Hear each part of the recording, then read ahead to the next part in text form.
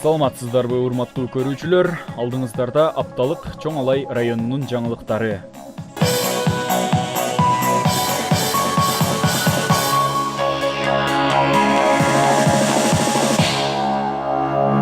19 ноябрь Чоң Алай райондук балдардын чыгармачылык борборунда жаш эколог Ирими Чыңгыз Айтматовдун 90 жылдыгына карата иш-чара уюштурулду. Иш-чарага балдар чыгармачылык борборунун директору, Ирим жетекчилери катышты. Анда окуучулар Чыңгыз Айтматовдун чыгармаларын аткарышып, экологияга зыян нерселерди жана кызыл китепке кирген жаныбарларды окуучуларга түшүндүрүшүп, мекенчил өр менен аяктады. Kereme taymağı,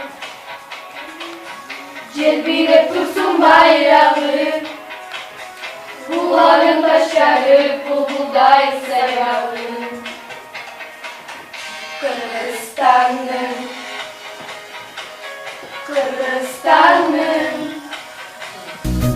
Bilinmeyin bir özümde ırız bakım, özümsüz atmaytamım.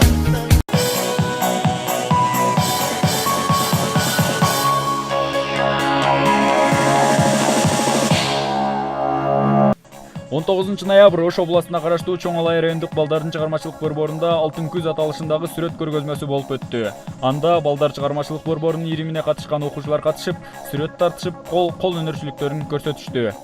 Жыйынтыгында 3 окуучу жеңүүчү деп табылып, калгандары бир канча белектер менен сыйланышты. Күчтүү көп жеп, алсыз аз жейт демекчи, комиссия түзүлбөгөндүгүнө байланыштуу бир канча таарыныштар болуп, бирок акырында ынтымак тактыкта чечип алышып, мыктылардын мыктысы тандалды. Балдар чыгармачылык борбору өнүгүү жолунда.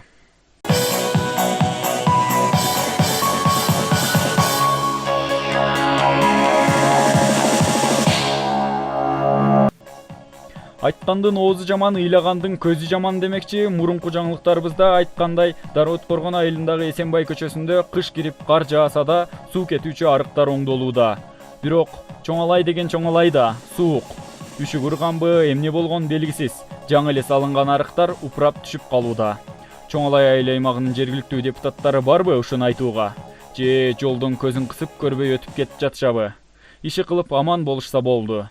Азыр көз жумуп, шайлоо келерге жакын көкүрөгүн кагып, эрдик көрсөткөн эмедей чыгышпаса болгону.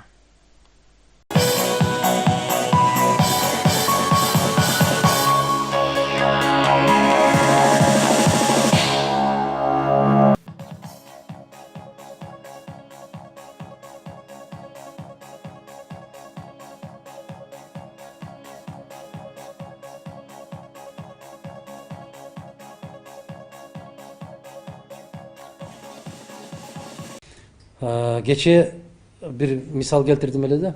Момундай болуп чыркырап чындыкты бетке айткан көк жалдардан коркпош керек. Себеби алардын зыяны жок. Кече Атамбаев айтпадыбы? Ушунча жыл ун чыкпай жүрүп, аркама аябай каттуу канжар сайды деп. Ун чыкпай жүргөндөр сайышы мүмкүн. Момундай болуп каттуу пикирин айтып жүргөндөр эч качан арттан бычак сайбайт. Себеби алардын мүнөзүнө туура келбейт. Эми бир санды карап көргүлө. Гыркырап гүрүлдөп Токойдун кожоюнубуз деп жүргөн аюулар бир жылда канча кишини өлтүрөт экен? 20га жетпейт экен. Гыркырап жүргөн жолборстор бир жылда канча киши өлтүрөт экен? Алардын да саны 20га жетпейт экен. Мына арыстандарды, жолборсторду, аюуларды бардыгын бириктирип келсең 70ке жетпейт экен. Бардыгын өлтүргөн бир жылда. Көзгө көрүнбөй жүргөн чиркей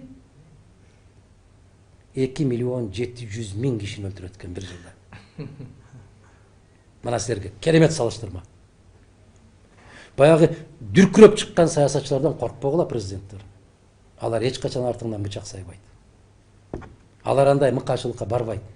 Ушул ачык күрөшүр. Алар ачык айтат, пикирин ачык айтат. Ката кетирген болсо кечиримдүү болот, кечирип. Мына кече кеткен кишини аябай каттуу айтып баштаганда мен кайрылбадым. Эми кеткен кишини жөн эле койбойлубу деп. Жөн эле койгулачы эми депчи.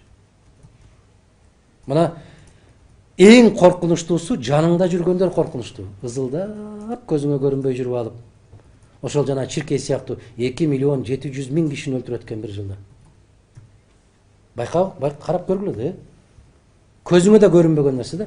А бүгүн кыргыз саясатчылар дагы Үйдө да жок, чүйдө да жок, дөңдө да жок, ойдо да жок саясатчылар бар да. Чыкпай тымпайып жүргөн саясатчылар бар. Жана жер телөөнүн ишине кирип кеткендер да. Ошолор элге көрүнбөй, үнүн чыгарбай мамлекетти өлтүрүп атат. Ошо акча жасап алып. акча жасап атат, унчукпай жана чиркейге окшоп жүрө берет да, эч көрүнбөйт. Баары уктаганда барып, акырын канын соруп коет. Тып-тынч. А могул күркүрөп жүргөндөрдөн зыян тийбейт. Андан сактанбай эле койгула. Эң күркүрөгөнү ошо бетин айтып, катып айтканы болсо керек. Эң каттуусу ошол. Эң каттуу айткан ошол. Бирок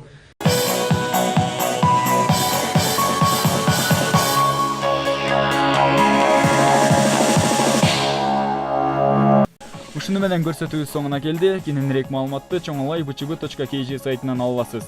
Эгерде Чоңолай районунда болуп жаткан маалыматтан кабардар болом десеңиз, биздин YouTube каналыбызга жазылууну унутпаңыз. Андыктан кийинки көрсөтүүбүзгө чейин сак саламатта туруңуздар.